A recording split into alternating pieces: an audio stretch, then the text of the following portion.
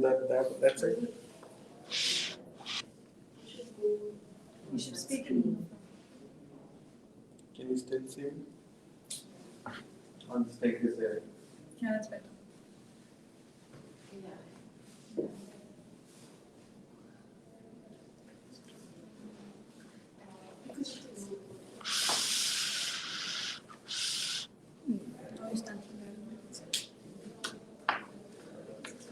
And if you guys have any questions or anything here, just feel free to ask anytime, okay? There is no need to stress about anything. And I'll send you these lectures, not lecture slides. I mean these slides, okay? So you don't have to make notes or anything. You will get this in email afterwards. So let's just begin. I'm just going to shut the door so there's less noise.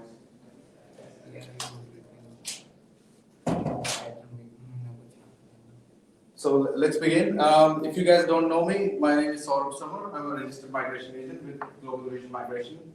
And today we're going to do this, last seminar for this financial year. I mean this 2021. We do every Friday and Saturdays. We do live sessions with various communities, with Pakistan community, with South Indian community, with Nepalese community.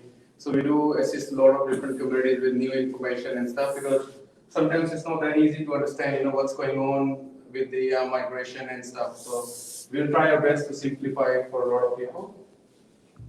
So today we will talk about, who we are, what our success rate is, and we'll talk about Canberra metrics as well. There's a when I came to Canberra a couple of weeks ago, I realized that a lot of people do relocate to Canberra, but they don't actually know, okay, we are here, what to do now? How do we get to Canberra matrix points? Some people I've met, they are actually eligible for employer-sponsored visas, subclass 186, 482s, and other visas. They don't even know about that either. So, and a lot of restaurant owners here in Canberra, they've actually contacted us that they're looking for chefs, they're willing to sponsor people, etc. So I'm going to talk about those stuff with you guys as well to see, how state nomination is not the only way to get permanent residency. There are other ways around as well. Okay. So this is not going to go for 1 hour or 2 hours. We will just quickly do it for like 30 minutes or 45 minutes max, and then we will just, maybe she might have a question that might help you guys as well, and so we will try to answer each other's question. So, the business has been in practice since 2015 actually, and so it's currently me. I'm the migration agent. I'm the senior migration agent. This is my 5th year of running the firm as well. And then we also have another migration agent, and we are a total team of 6 people. So we can speak Nepalese, Tamil, Telugu, Punjabi, Hindi, all these languages. So plenty of languages options if you are comfortable talking to someone in your native language.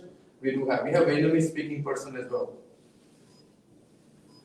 And so yes, so this is when I started this company. I'll tell you what, I came here as an international student as well. That was in 2009, and I did my year 12 and I came to Australia. And I know that how hard it is. It's not that easy. People think that previously it was quite easy. No, things were always been like this. At that time there were no PT scores. There were nothing like that. So we have to sit in IELTS exam. And when you were young, you get less points for your age and stuff. So it was struggle at that time, and then now the struggle has changed, but struggle has always been there. So that's why our tagline is that your success is our vision. That once our client gets permanent residency, etc., we get really good satisfaction. You don't believe me, but yesterday I called a couple of my clients that they got 190 grand, and I actually recorded the reaction on Zoom as well. And the way they smile and laugh, that's the best satisfaction we get. So what sets us apart is that we have a team of multilingual people, and if a lot of people they have questions, they say like we tried to call you and you didn't answer the call, etc. But you call our office number, there's always someone to answer your call. Because I've been to this your shoes, where I've contacted a lot of migration consultants, for my case as well. And I've seen that, that you've been, you try to call someone and they're like, oh, we are busy, call us tomorrow, etc. So I didn't want that thing to happen to anyone, that have happened to me. I did all my case myself then, I learned everything, 485, 189, everything, professional year, everything, after that partner visas, all that stuff. All I've done it myself for my whole family. Okay, so talking about these are the quick cases that we have done since the financial year. So 2021 till December. Okay, so surplus 482 and 186. We're going to talk about these as well because not many migration consultants do employer sponsored visas. So we have done these employer sponsorships for big top 4 firms as well. I can't name them. So those people, their turnover is more than 175 million plus. Some companies have a daily payroll of $400,000. Okay, so we have tackled those companies in sponsoring their employees, etc. as well. So pretty much we know exactly what we are doing. So far with 482 and 186, even for GSM as well, for 482 employer sponsorship, our success rate is 100%. And in this financial year itself, we did around 86 plus. I think this is around 86 mark. 482s and 186, ranging from a chef to a developer programmer to an accountant. And then, as a lot of people say, accountants can't get PR, etc. But that accountant got PR as a 186 with only $54,000 per year in a country town of 𝐕𝐢𝐬𝐢𝐜𝐻, where he was told by a few other people that your salary is too low, you cannot get this, but it got through. General skill migration, which is 189, 190, 491. So yes, we have received quite a number of nominations from New South Wales, Western Australia, Victoria itself, and Canberra as well. So that's how we want the graph to go way over. And obviously student visas, because it's we do help offshore student visas as well. So pretty much our tally of doing student visa is more than almost 200 plus, 200 to 20 in 1 year easily. So that's me. I'm a migration agent, and we also have Ankur as well. He's also a migration agent with us. And so we do both. We do all that tribunal cases as well. A couple of months ago we have won a tribunal case that went over around 5 to 10 hearings. So no matter how complex the case is, we get that sorted as well. That's not a problem at all. Now talking about Canberra nomination, I know that's important. That's a lot of people want to know about this as well. So when it comes to Canberra state nomination, as there are 3 different options in place. So one is for Canberra residents, where for 491 you need to show that you've been, working in any occupation for 3 months, and 190 is 6 months. So 3 months part-time is fine for 491.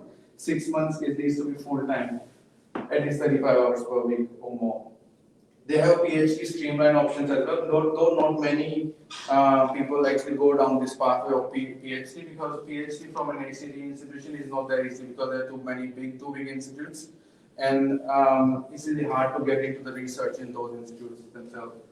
And that's a very good option if you have any friend, family, someone who is currently doing PhD or planning to do PhD as well. So if they must be, if they are Canberra resident in 12 months, at least 1 year, and then must have done PhD from ACD. Or if they're an interstate, so some people, they do PhD in Canberra, say National University or ACU, or the University of Canberra, and then they go back to their other states, and then they can actually do that as well. And for overseas applicants, it's currently closer to this, COVID-19 thing, because they know that those people can't come to Australia. But they're going to start, but I don't think so in this financial year, because this financial year, states and territories have received very less nomination places. So that means it's going to start from the next financial year onwards. And there has been a a report in front of Parliament right now, the Law Reform Commission, where they have said that that Australia actually has declined. Australia has a net migration level of negative since 1946. So what they have to do is, in order for it to bring it to positive, they have to increase the number of nomination places.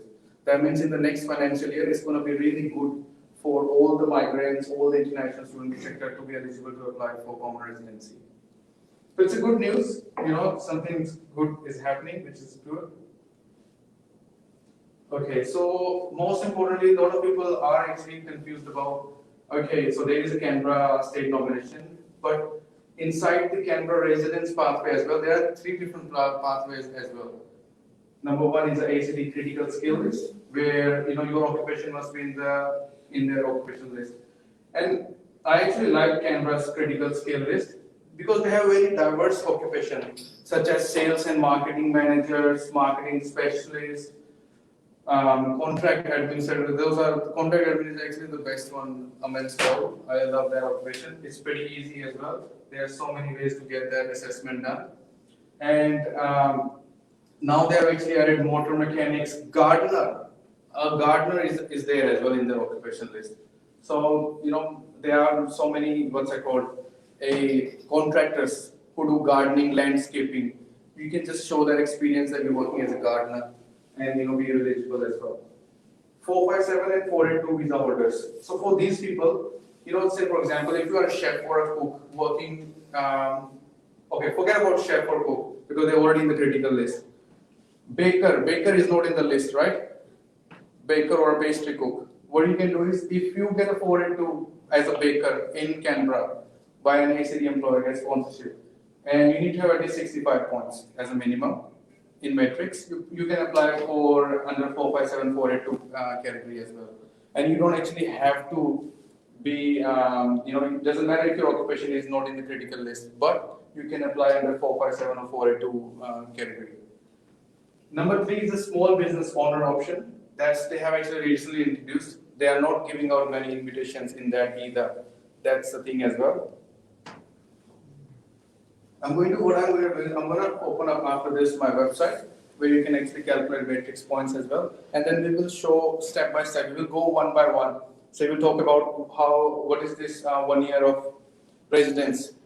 What is this 30-minute commute?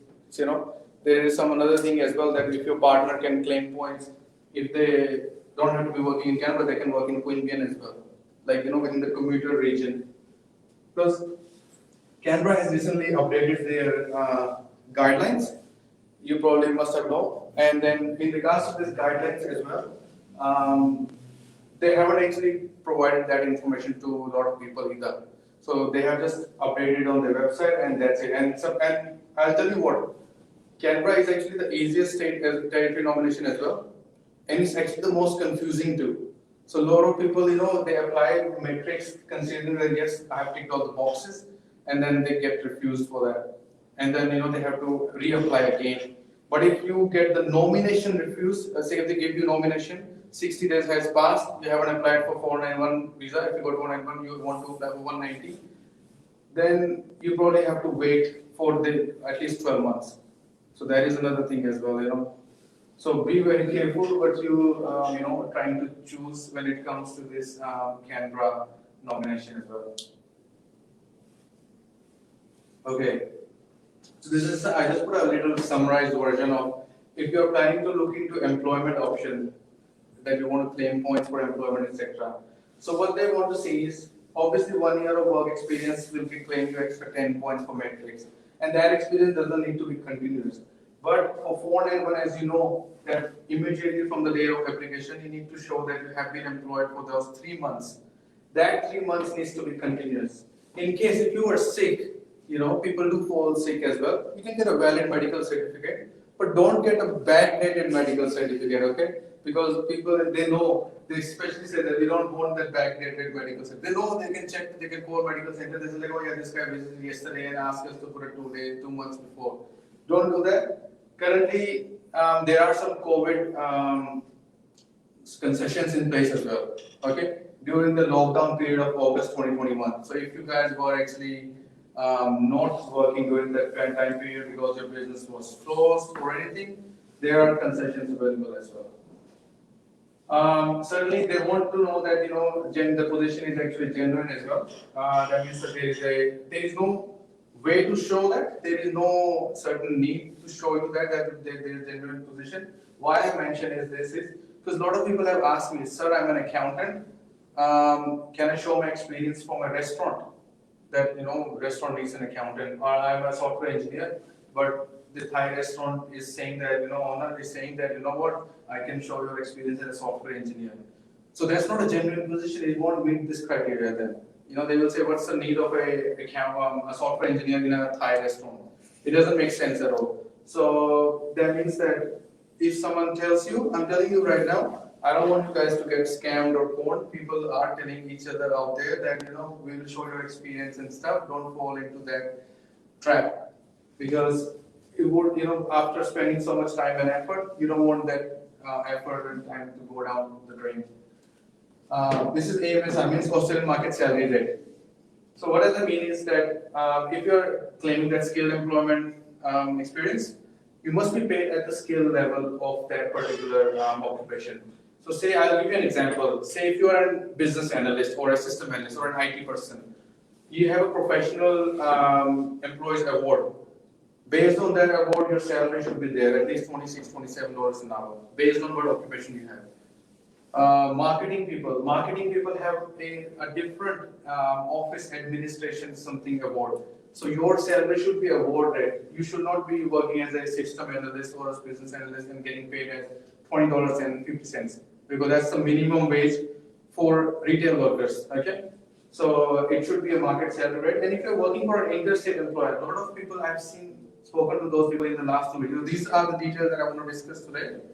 Is what I have already, I have felt with a lot of people who have came to talk to me for consultations a couple of weeks ago.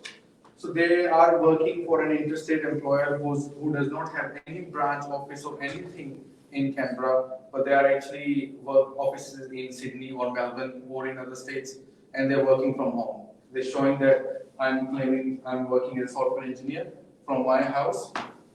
My house is my office. That's not how it works. Okay, so they're not going to accept that. More than 2 employer. Yes, you can claim more than 1 employer as well. Sometimes, it's tough to find full-time job or maybe part-time job as well. Sometimes you can work 15 hours with 1 employer, another employer can offer you 10 hours or maybe 5 hours as well. So that is one thing. Another thing where I've seen a lot of people are making mistakes is when they're claiming points for self-employment. This is not the small business owner, this is self-employment. Say, I've seen a lot of people are coming from Melbourne or Sydney. They are driving Uber on ABN, etc. Yeah? Or they're doing any business. So what they want to see is if you are actually, you don't need to have minimum salary of $520 per week, $26 an hour, including this is taxable. So, okay, a lot of people, taxable means including tax, not what you receive in your bank account after cutting tax. You need to prove these at least 12 months of basic business activity. If you are planning to relocate to Canberra, make sure you update your ABN address as well. A lot of your ABN is already registered in Victoria and Sydney, and you start working in Canberra. Okay, and the moment you, even though that happened, that's fine. As soon as have that updated, and APR system, taxation system, they can do backdate ABN change as well. Okay, so be aware of that as well. Another thing how you can prove is, if you're driving Uber, you probably would have your bank, start receiving money in your bank account. You probably had some, petrol receipts, GST payments, all those. That's how you prove your business activity. So, doesn't matter if you forgot to change your APN address, do it now and have that, different, more extra details ready as well. And thirdly, the most commonly used point is when you're claiming points for employment and for your partner. So what the department, what they want is, people are not sure whether they have to show for the whole year, 6 months, or what is it. So they want at least the 3 months, the last 3 months, you can show the last 3 months part as well, and it has to be continuous, or sometimes they do accept non-continuous based on the concessions available as well. General position, the same thing, interstate employer cannot work from home. And another thing with the partner is, they don't actually have to work in Canberra. They can work in the commuter region as well, such as Queanbeyan is one of them, and there is one more town. Which one? I think there's something starts with Q or R, something, It's a very weird name. I'll tell you what, I actually was, It was in the news as well, actually.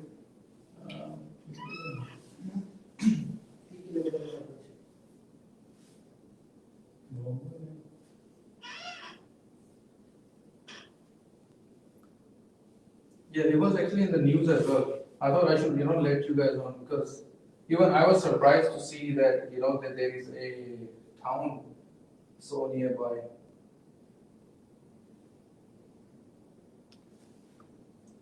Anyway, I will email you when I do find the names. I should have written it down somewhere. So this is, this one in a nutshell. Later on, I'm going to show you the website and we go step by step as well with the points and stuff. Now this is employer-sponsored visas. Do you guys have any doubts or anything about the previous one? I'm going to go a bit in detail soon, but I just want to quickly ask you guys if you have any questions in regards to Canberra metrics for so far. Any questions about that? Pretty easy, isn't it? It sounds. I'll try my best to simplify it as much as possible. But if you have any doubts, just let me know. How many of you guys actually know about employer-sponsored visas? You know? Do you guys know much? Okay. All right. So when it comes to employer-sponsored visas, I know everyone's end goal is this 186, which is permanent residency. Okay. So what our job is to help you get to 186. Doesn't matter if it's through 482, if it's through 407, whichever visa it is. The ultimate goal is to go to 186. So for 186, we need 3 years of full-time work experience. Okay. I have written equivalent here. All right. You won't see this term on immigration website because immigration always says you need 3 years full-time done. But how do I get to know that we need full-time equivalent? Through our experience. That means 2 months part-time equal to 1 month full-time is considered. And lot of people, I'll tell you what, they don't understand this last bit at skill level. Okay. People will apply as a chef. They would certainly say, for example, I'll just give you 2 examples. So what occupation do you guys have? Telecom. Telecom engineering. And what's your occupation? Just Nursing. Nursing. And chef and painting? Okay, painting as well then? Okay, so let's talk about painting trades worker first. Okay, it's a trade occupation. For a painter, okay, so in immigration itself, you know how they have general skill migration and then they have employer-sponsored visas. For employer-sponsored visas, they look into 𝐴𝐿𝐴, which is a completely different system, like a little bit different than general skill migration. Okay. For a painting trade worker, they require, as per 𝐴𝐿𝐴, Certificate 3 qualification. Or if they don't have that, that's fine. You need to have at least 3 years of work experience. So that means that if someone wants to be eligible for 186, they need to have at least 6 years of full-time work experience. Because the first 3, if they don't have qualification, because the first 3 years will be used to get them at a skill level, and then the next 3 years will be used to get them to at a skill level. So they will be eligible for 186.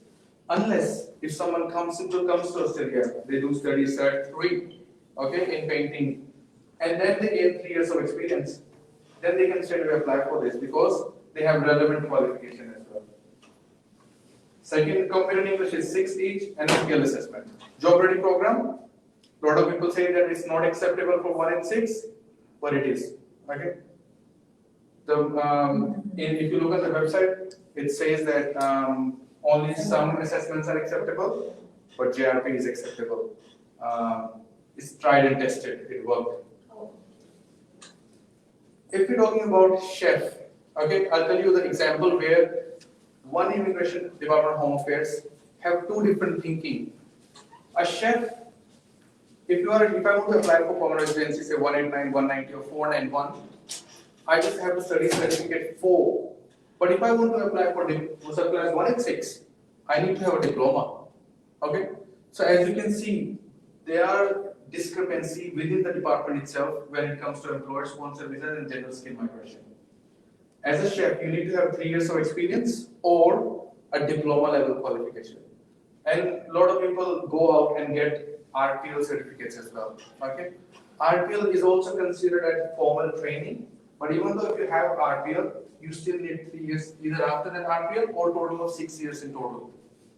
But it doesn't matter if you are a chef or if you are a painting trades worker.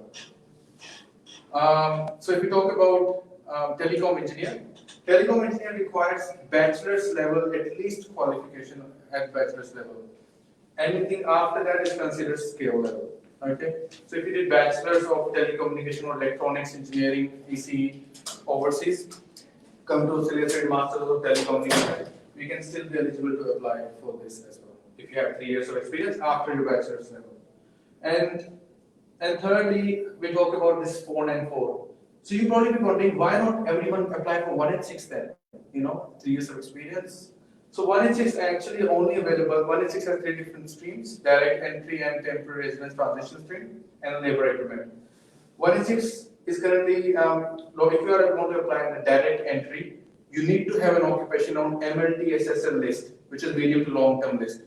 If you want to apply under TRTS stream, you must have held a 457 or a 482, either in a short term stream such as cook, and then you can apply for 186 as well.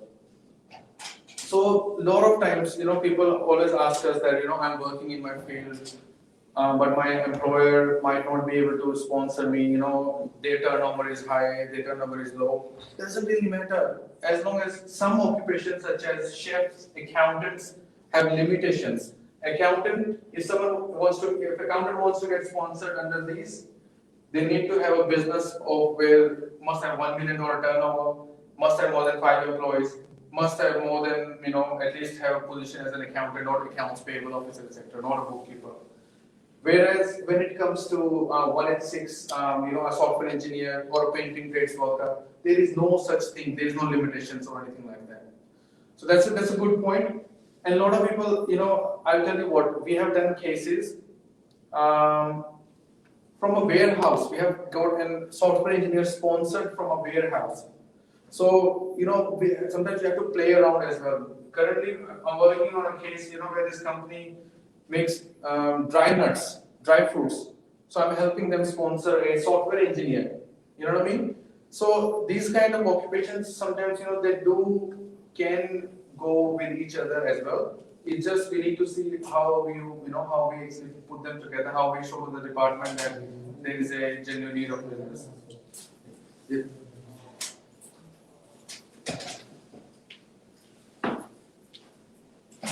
So this is our details. You already have those details.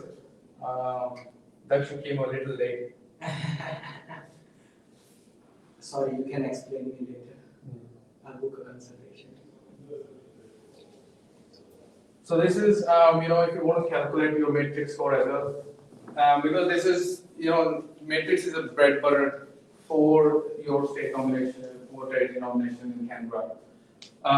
Obviously, per year you get 5 points. The longer you stay, the higher points you get. And this is critical. 6 weeks holiday is acceptable. And then, if you are going studying interstate as well, that's fine as well. And then, a lot of people tend to study online in different states too. Okay, that is acceptable in some circumstances too.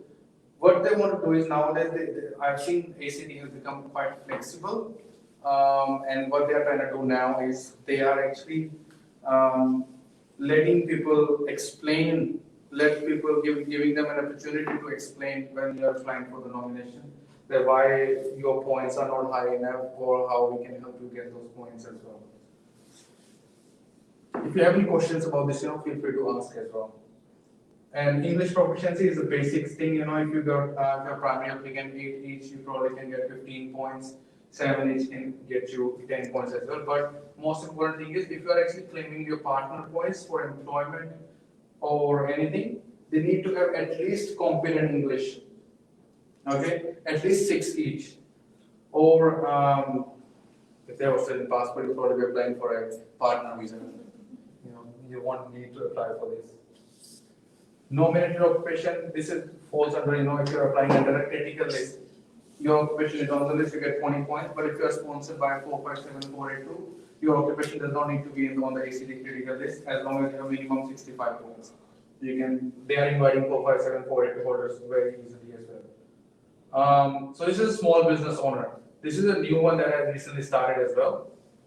They won't let occupation of businesses such as Uber or some people what they have started doing it here is I've seen they're trying to do a subtenant an apartment or a house. They get a house, they subtenant it, trying to make a business out of it, and that is not acceptable here for them. Okay, so you can't use that for small business owner. And this income that they have said, you must have at least 200,000. So 200,000, because you want to, if someone wants to only apply after 6 months, then you probably must be wondering, how do I show that as well? But now they have upgraded to 200,000 for at least 6 months. Otherwise, you can show that on a pro rata basis as well. Pro rata basis means like your accountant can count like 1 month if your income is 20,000. And your income, business income, it all comes down to your business activity statement, your GST. If you pay higher GST, your income revenue is high, and the business must be profitable as well. Okay, and then if you are aiming to apply for 190, you will need to show that for at least 6 months, and at least earn yourself, get a salary of 26,000, and for 491 it's always half because you're working 20 hours per week. And you only have to show over 13,000. And this is a very easy part, okay? So if you think that this is going to be hard, then you have one Australian citizen, permanent resident, or New Zealand citizen for at least 13 weeks. This is not too hard to find an Australian citizen in Canberra to look for a job, for at least only. I'll tell you what is the easy way to do that is, there's a lot of agencies who are actually looking to get their Australian citizens employed. And you can contact them. If you're running a business, you actually get incentives as well after 20 weeks. So look into those options too. And those people won't actually leave the job as well. Okay. So length of ACT employment. This is the best part about this is that this does not have to be continuous. Okay. So that means that if there is a gap of 1 or 2 weeks, etc., it's fine. As long as you calculate your total your employment, its total comes down to 12 months. And because when you apply for the nomination, you have to fill up the statement of attainment and total number of days as well. How many days you stayed in Canberra and how much you worked in Canberra as well. So there's a whole lot of documentation. And in there, we do mention about that yes, you were from here to here, you were there, and then this is how we calculate that. Now this is the best part, okay? Because these ones gives you extra points. So if this is pretty straightforward as well for some, and for not too straightforward for many. This one needs to be continuous unless there are some COVID concessions, such as if your business was shut down, etc. But you must be getting paid at the market salary rate that I discussed before. And if you're working in your own occupation and you have a skill assessment on the critical list, you get 20 points. But I'm more focused about this one. If you're working in an occupation that is on the critical list, but it is not your occupation. So say for example, if a telecom engineer working in a kitchen, in a restaurant as a kitchen hand, etc., and as a cook probably, and then they can apply as a telecom engineer, claim 10 points for this, and then you probably be able to get 65 points within 3 months. You only have to do 3 months of employment. So that's a very good part about this Canberra state nomination. What I've also seen is because their occupation list is so diverse, a lot of people working in supermarkets, in aged cares, people need to do a certificate in individual care, that 3-month certificate, and you can easily get a job as youth worker, welfare worker, and those kind of in an aged care or in community organization. And in there, those occupations are also in the list. That means you can straight away get a job, 20 hours per week, and claim 10 points. Because these occupations are in the critical list, and those occupations are not your occupation. Make sense? So yeah, this is actually, I really like this one as well, and I've helped quite a number of people in Canberra on how you actually can show this and get things sorted. Because if you do that for 3 months, you straight away, you don't have to wait for 6 months or 1 year. You know, some people didn't even have to do while they were doing their PY. I gave them this opportunity. They had their bachelor's from overseas, got their skill assessment as an electronics engineer, and then they were actually able to, within 3 months, finish it off. Don't need to do the PY, just withdraw themselves out of PY. So consider this option. The list is really good, and with Canberra, is it's very, the list is quite vast, and by looking at the list, I can tell, and I probably some people can tell as well, what is the chances of you getting invitation at what points. Okay, because not every occupation can get invitations every month. So this is very important as well. I will touch base on really quickly with that as well. So this is partner as well. It is self-explanatory. Like you work in any skill level, you get 5 points. Doesn't have to be in your own occupation either. And I said, if they can't get 6 each, you cannot claim their points. That's as minimum as that. Tertiary qualifications. This is unfortunately for people who do trade qualification, cert 3, 4 or diploma, they can only claim 5 points as well. But the best part about that is a lot of students have actually studied masters from different states. They came to Australia and it's acceptable and they get 15 points for that. Bachelors, I don't know why they should be considering the same for bachelors and masters. For bachelors only get 10 points. But unfortunately, this is what it is. And not many states would accept PY and give you 5 points for that. However, Canberra actually considers PY as part of it as well.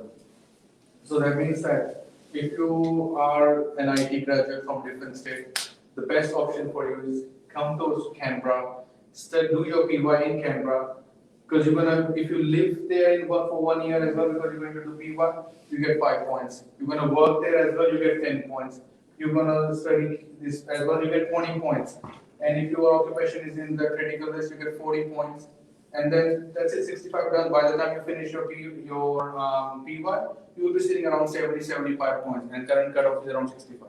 So without even having to do anything, you probably be eligible by just doing something which you would have supposed to do in other states anyway. So this is for the close family ties. A lot of people have confusion about 491 family sponsor and 491 Canberra state nomination.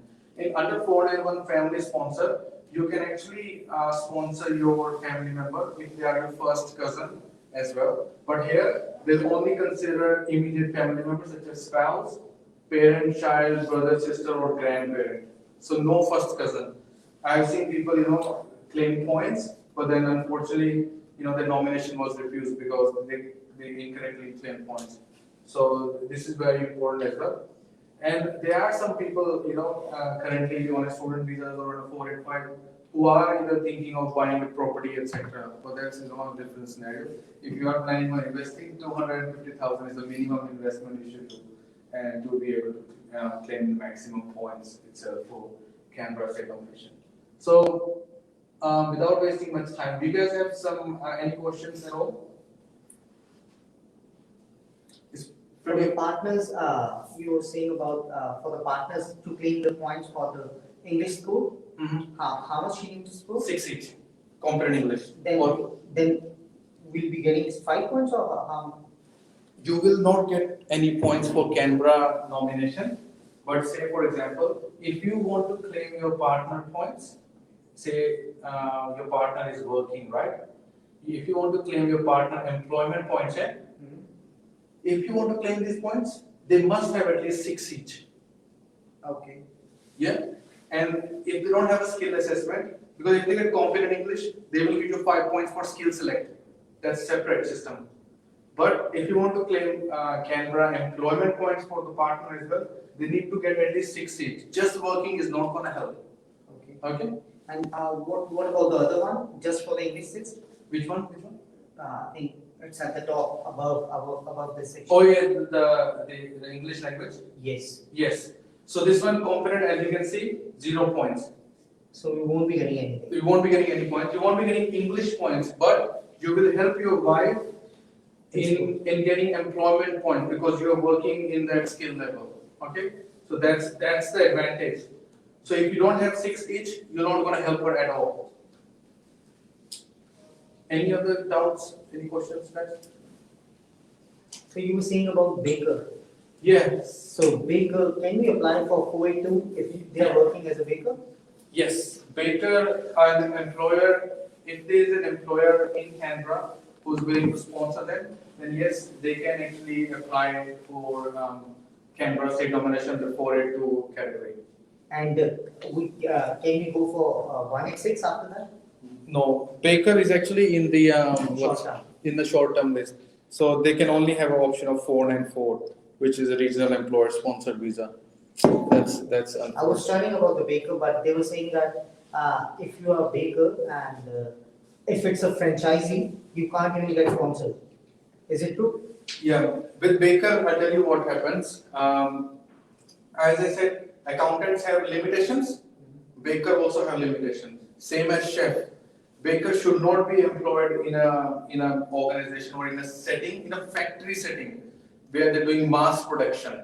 Okay, so that is important as well. If there is a baker and they are working in a in a bakery where they're just producing as a wholesale, it's not gonna be acceptable. So what is baker's delight? Baker's delight, it depends. Some Baker's delight, they only do wholesale manufacture. It's a retail store. Yeah, some they bake and then they sell it to customers. So that is fine for some Baker's delight because not every Baker delight store is same. You know, there are some Vietnamese bakery stores as well, where what they do is they bake and then they sell bread to other different companies. Some what they do is they actually have a sitting area where restaurant patrons come in, they eat there. Those are fine because then it meets the requirements. Make sense? So this is the one I want to quickly touch base on with a lot of people. So as you can see, this is they have limitations on every month as well. Okay. So if you are actually applying under a contract administrator,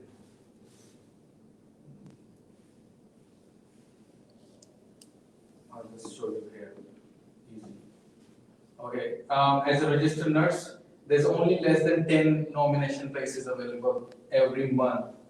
But when it comes to construction project manager,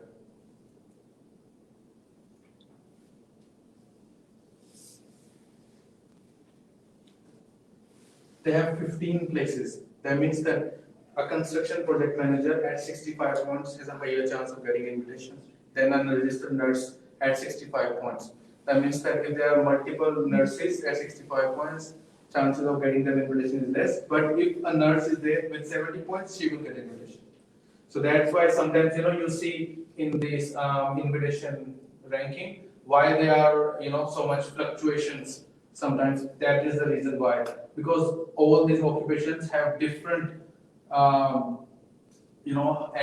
different. Some people you might see that you might see a marketing specialist getting an invitation in the month of November.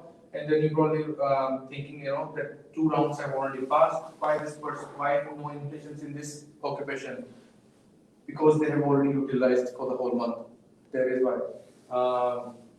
And the reason why I'm telling you that this, some people think that why this information is important for us, because then you can plan accordingly.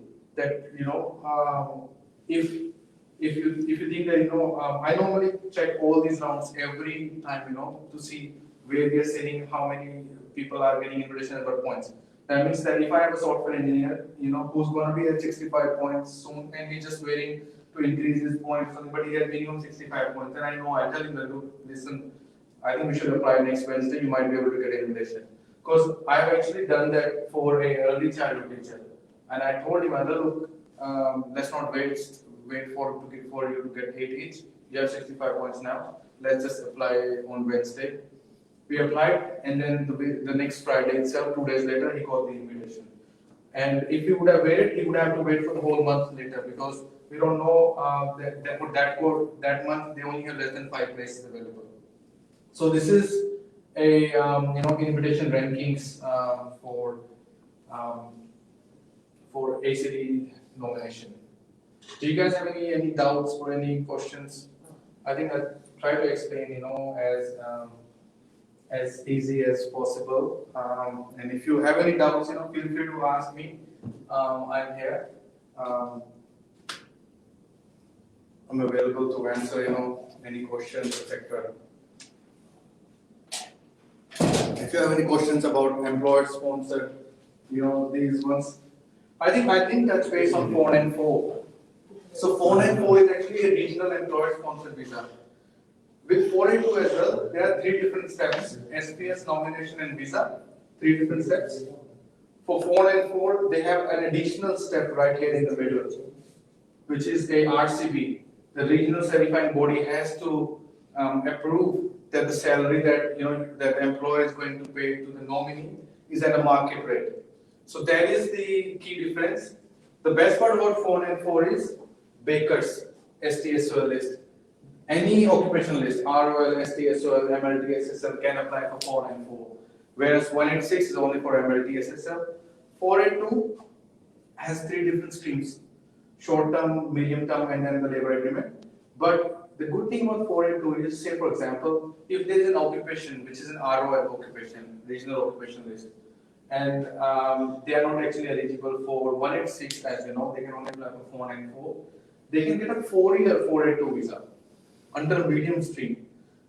A person can get a 4-year 482 if they have an occupation either in MLT SSL list or ROL. Not many people know this either because dentists, they are actually on ROL list and they now can get 482 sponsorship for up to 4 years. So, there are options available, but those people do is they do their work and stuff, and then they maybe seek 494 or maybe 190 options, 491 options as well, if you don't want to stick with the same employer. And yes, 3 years of full-time equivalent experience, 2 months part-time, 1 month full-time is acceptable for 494 as well. Any doubts or any questions, guys? No? That's it? No questions? Let me see, what time is it?